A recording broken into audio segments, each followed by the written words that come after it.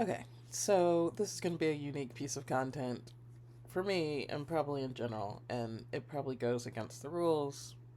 I mean, it already does because I didn't start with the hook, and it's a black screen. I'm not sure it can get worse, but I'm sure it can. I'm not sure, but it could. But at this point, I have made a commitment to 30 days of content, and I kind of dropped the ball today. Like, I have stuff planned, but then it became an issue, and all this stuff. So I'm gonna, like, kind of kill two birds with one stone, which is a horrible thing to say. I don't know what another better way to say it is. I'm gonna do two things. I'm gonna get two things off the to do list, uh, all at the same time. So this is not what I have planned for content. I don't even know if this is valuable content, but it is related to my business in some way, and it is personal in some way, and at this point, it just is. So I've been taking this class called Collecting Wonder. I'm on week 3, and I've been struggling with this idea of collecting stuff and then creating, curating what I've collected. The collecting part was easy. It was great. It was fantastic. It was easy. But now I'm at the part I'm gonna show you, um, where I have to create an exhibit. I guess, like, well, I don't guess, like in a museum. And so the summary says exhibiting your wonder helps you connect the dots. It labels name what you've explored and affirm your experience. And your exhibit is a welcome into the world you've created. Curation reveals patterns that speak to your self-trust. Okay. So, background, I collected a whole bunch of stuff. More detail is there. It was great. It was fabulous. Highly recommended. You kind of see the world in a different light. But now I have these things, and what I pulled out of all the things that I collected were all the items that related to food, which kind of makes sense because I work with food all the time. I help people reduce their sugar intake. I think about food a lot. As someone who's trying to be healthy, food is a big part of what I do. As someone who is trying to become an herbalist, food is a lot of what I think about and do. So these are the pieces that I have to make a collage to make an exhibit out of. And let me just tell you, I've been to a ton of museums. I love going to museums. I love seeing stuff behind glass and plexiglass. I'm not sure why, but I've been to some really amazing, exciting museums, and so I've been really dreading this process. Because, I mean, big shoes to fill, and the person who's teaching the class was like, it's really not that serious. And sure, it's not that serious, but I still am an overachiever and like to do a good job. But also, I think, I think I want to be intentional. So let me just start with, and you guys are helping me out, whoever's watching this, imagining that someone would watch this, having someone to talk to, um, like a rubber duck session, which is something I learned from another very creative person I know, um, can help. So I'm just gonna talk through this so I can get through this, and then I'm gonna post it because I have to post content today, else my mastermind group will have something to say about it, and rightfully so, because, it's my word. Okay, so this is what I've got. I have 6 artifacts. I guess you call them artifacts, right? 6 moments in time that I recorded over the past 2 weeks. The first, oh, I'm gonna do this in Canva so you can see. So, the first one is this purple popsicle. Um, Weird. The second one is fish and chips that I had for lunch one day with like a sea of, now that I look at the picture, of I had ketchup and cocktail sauce that day, and I had ketchup with no sugar in it, which is, I think, why I added the cocktail sauce. I have an image of the activity book that I made for my nieces. I have an image of. I was so disappointed. I bought these peanuts because I buy peanuts pretty regularly, but I went to a different store. I went to Aldi's, which is new in the neighborhood, and I just picked up their roasted peanuts, assuming that it was just going to be peanuts and salt. And of course, it was not. It was peanuts with all this other stuff they refer to as a dry roast seasoning, which of course had sugar and salt and cornstarch and maltodextral tortilla yeast and yeast extract and syrup solids. Paprika I recognize, but if you have the paprika, why do you need the paprika extracts too? Natural smoke flavor, onion powder, spices, and garlic powder. And I was very disappointed in my choice because the thing is, I didn't taste the sugar. I definitely tasted the salt, but I didn't taste all the other stuff. So I wonder if it was really necessary. I wanted so badly to learn how to make butterscotch pudding that was vegan and sugar free. So that was part of this process, has you going down rabbit holes, and that was one of the rabbit holes I chose to go down to. And I kid you not, there's a recipe that involves taking a squash, I forget which one, and roasting it. And they swear it tastes like butterscotch. I'm gonna try it one day, probably not anytime soon. The other recipes are more like, dates, caramely, but I really wanted that butterscotch flavor. So the artifact that went with that was the picture of the Jello butterscotch. And then finally, again, as part of my deep dive, is the marshmallow. I was really curious about marshmallows because I am studying to be a herbalist. Marshmallow root is one of the things that's in there. And I was like, what is the connection between marshmallows and marshmallow root? And this is the marshmallow flower.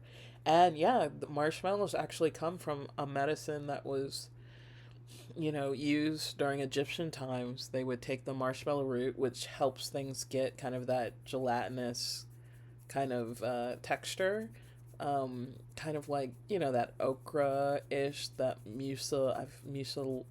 I forget what the word is, mucilage texture. And they would mix it with honey and get something that they would use for sore throats and things like that.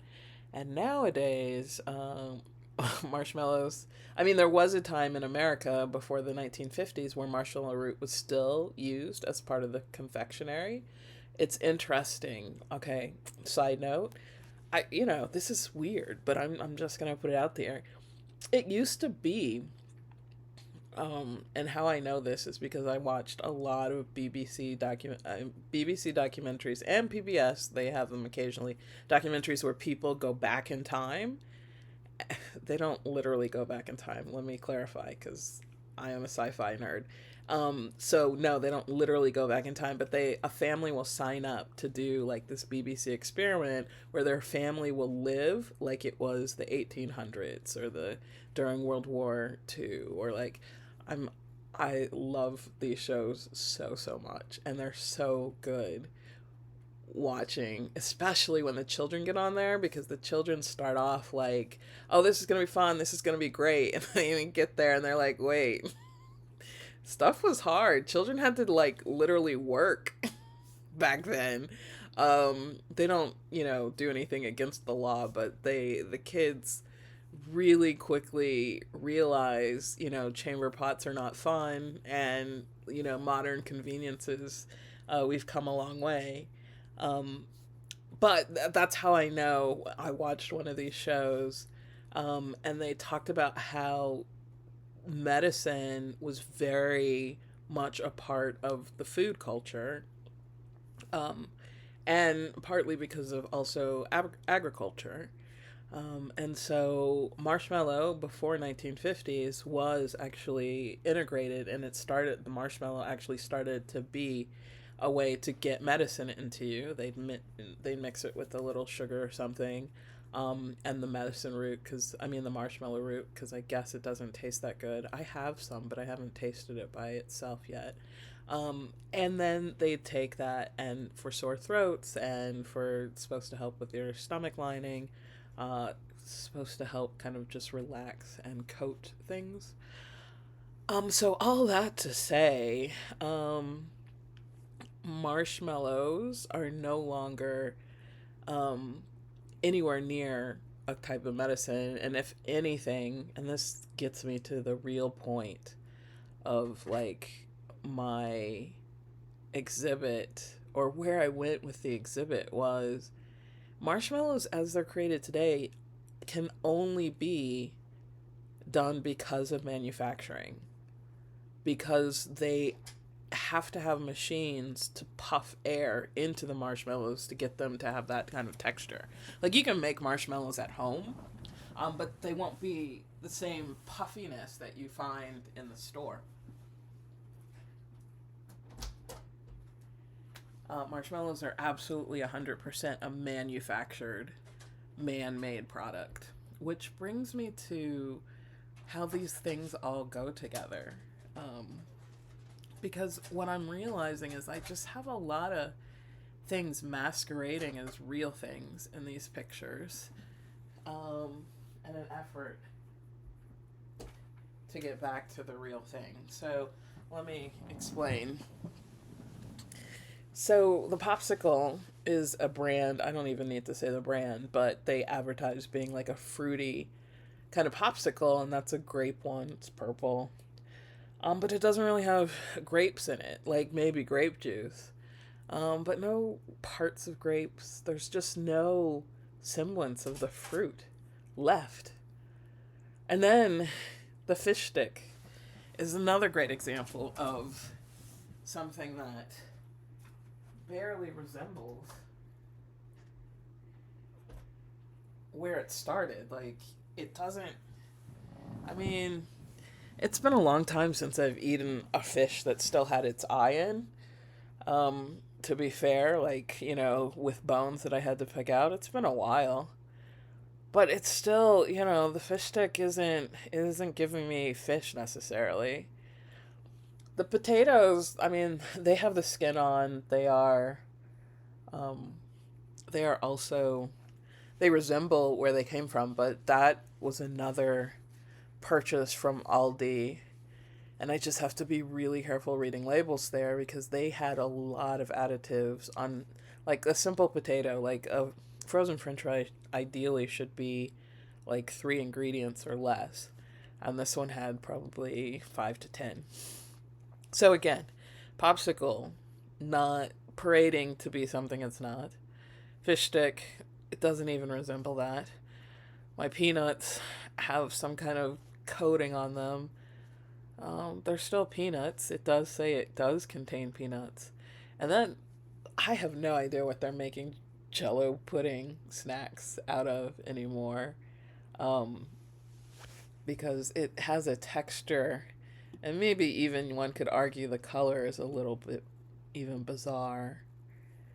And so I think I have to label each one of these things, and then I have to come up with like a placard like label for the actual curation.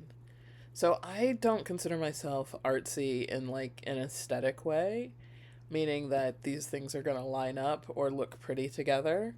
Um, and I don't think I need to spend time doing that. I think I'm just going to put the placement to have meaning. So I'm just going to call this, what I called this is the purple popsicle. And then I had all this cute alliteration around it. But I don't. I feel like I want to make a statement and call it the purple popsicle like poser and just like, but when I talked to the teacher of the class, she's like, it's not an artistic statement, it is a museum, like a curated exhibit. So I don't think I get to make a statement. I think I just need to say, this is a purple popsicle.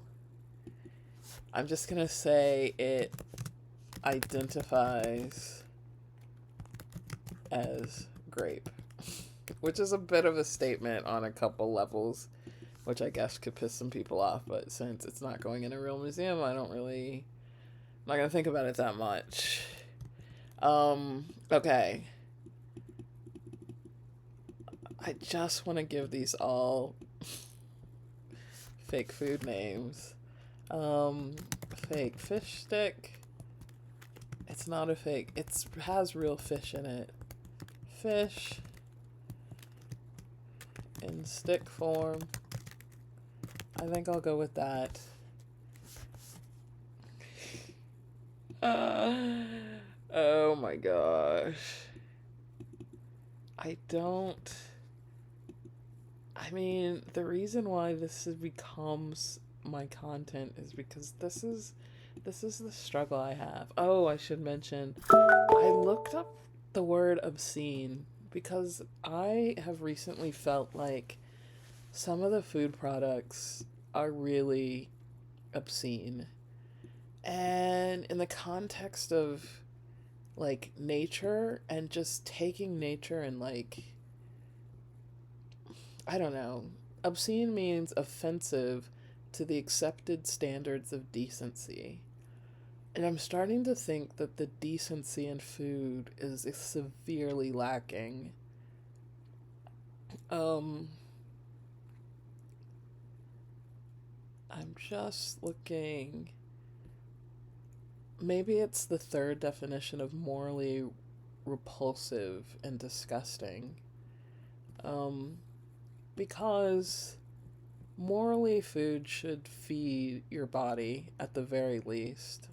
I would argue it should feed your soul as well, but I don't want to argue with people whether they have a soul or not, so we won't go there for now. But what I'd say is it should at least feed your body. And so many of these things heighten your experience. Like a lot of sugar will make you feel like you've had a very heightened experience. But it's not feeding your body, it's not nourishing you. It's giving you a false sense of energy. So yeah, I feel like, I mean, maybe it's extreme, but actually, the more I learn about how these foods interact with your body, I don't think it's extreme at all. I think it's really um, horrific how the products are being developed to kind of give you the least amount of nutrients for the most amount of money so that, they can make a lot of profit, but they don't seem to care or um, deal with the fact that food is supposed to nourish you. That's what it's for. And I guess as consumers, we haven't held them to a standard to say, your job is to provide us with food that nourishes us. It should taste good. Like your job is, yeah, it can be hard, but your job is to actually provide us food, the stuff that actually nourishes us. Um,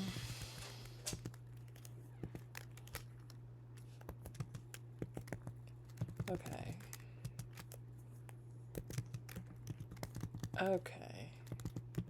I learned that butterscotch, I thought it referred to alcohol, but it actually doesn't.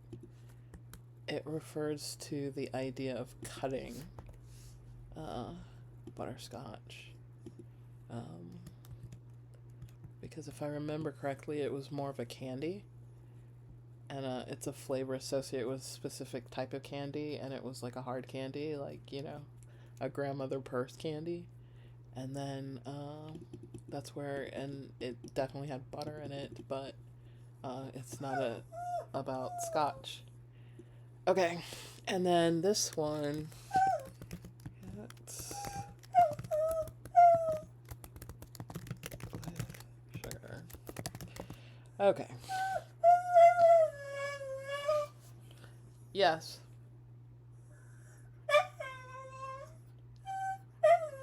I already fed you. I already gave you the snacks. I know. I know.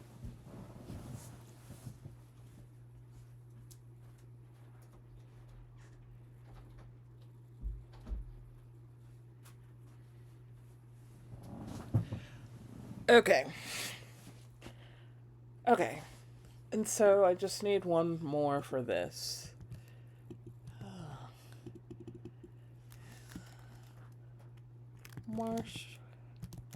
Marshmallow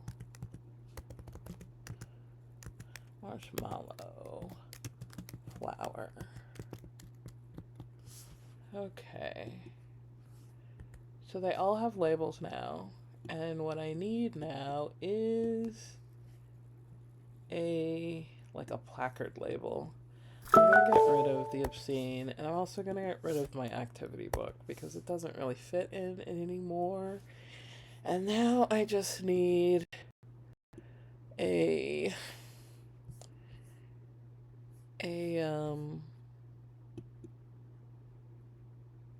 a statement of how all these things go together.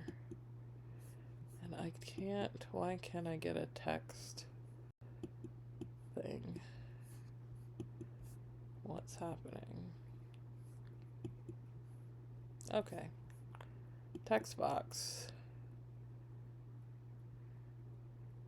For some reason, we are definitely moving slow.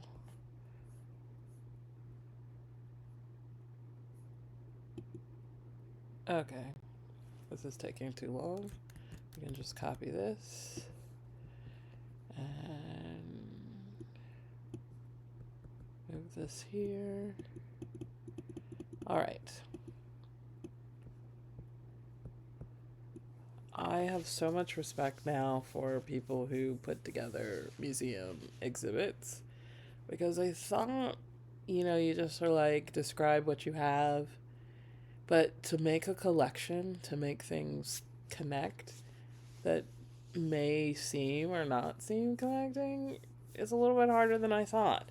Okay. This collection of items show the diversity of, okay, I don't like the way that looks. Okay.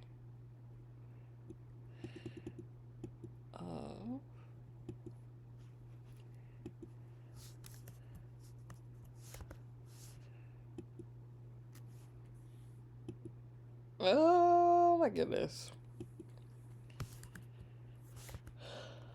Of my current food landscape. Some items. I'm gonna star the items. Are in their natural form. And that's this one. That's the only thing that's natural. So I'm gonna star that. And then I'm gonna do double star items are dream food. Our food items I dream will come in sugar form. Okay, so this is not complex at all and not particularly pretty. But I think it satisfies. So let me go back and just see. Um, so she is kind enough to offer a weekly like archival to see how other people do this. Maybe I should put some more detail. So yeah, it says where it's all retrieved. I don't have all that detail. Well, I mean, I guess I could put something in. Okay, Elk's rendezvous table knocker in the shape of a small mallet with a small wooden cylinder as a head dyed red. The head has two incised lines that run around the head's circumference. The handle and the plain straight stick has the words Elk's Rendezvous, Harlem's most foremost cabaret. 133rd and Lenox, New York City, 3 stores a night. Okay, so that's a lot more description than I need, but I think that's really cool to know that that's how they made noise. A table knocker. I wonder if that's how you like called the waitress to you or something. It doesn't really say what it's used for. Okay, 2 butterflies dancing in a Rococo fantasy scene. Mortar and pesto hearth. What is that? That's fantastic. Image and title retrieved from the museum. French candy wrappers collection. What? They're wrapping candy in that? That's really pretty. Oh, I see the mortar and pestle. They're way down here. Way down here. Mortar and pestle hearth, which is the fire. Oh, wait. Go back. And the sentry, which I think is like a guy? I don't know. Like, isn't a sentry like a... I don't know, but that's exquisite with this whole web. Oh, the Rococo people, they were probably on some stuff, but they put together some real fantastic, beautiful things. Okay. Butterfly dancing. Oh, I love that. Okay, and the Joker card from the 999 Steamboat playing card deck, showing a steamboat. That's a very handsome steamboat. An entwined U.S. suit. Marks. Oh. Historic New Orleans collection. Fantastic. The 1922 National Balloon Race. I'm such a nerd for a museum. I mean, I guess it's just because like you're instantly transported, or at least I am. I'm like, what? There was a balloon race in 1922 in Milwaukee? Like, what?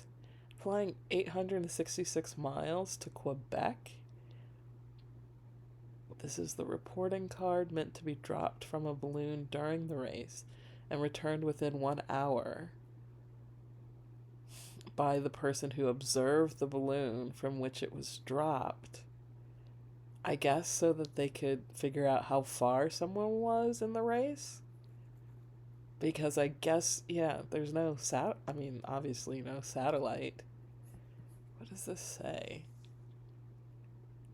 Urgently request that the finder of this arrow and the attached card and telegraph collect the following message within an hour of observing the balloon from which it's dropped. So yeah, that's how they kept track of who was in first and second.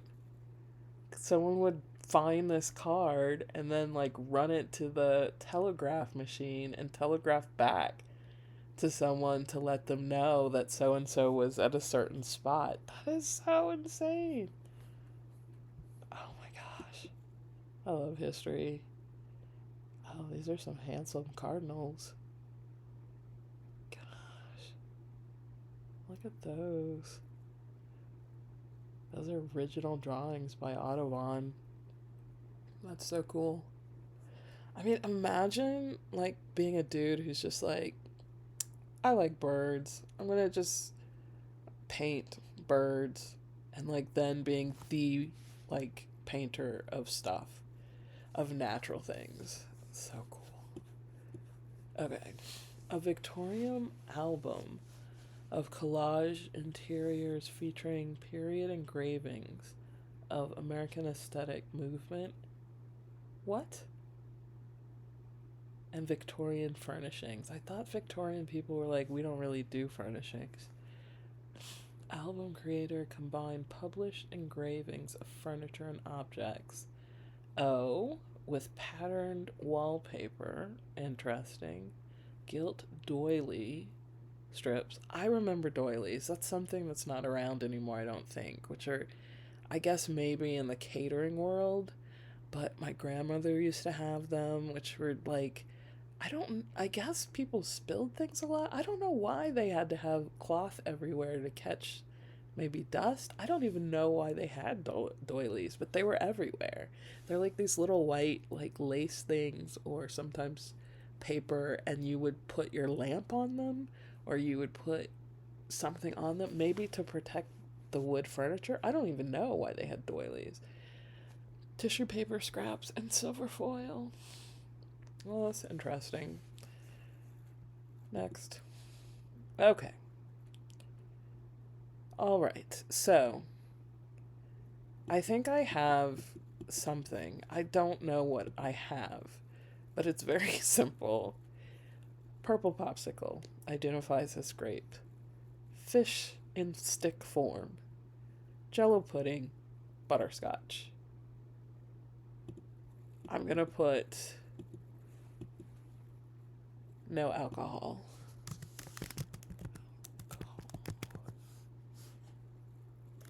Present. Okay. I just always assumed all those times as a kid that I thought I was getting like something with alcohol in it and being like all grown and stuff. No scotch and alcohol. And peanuts with sugar.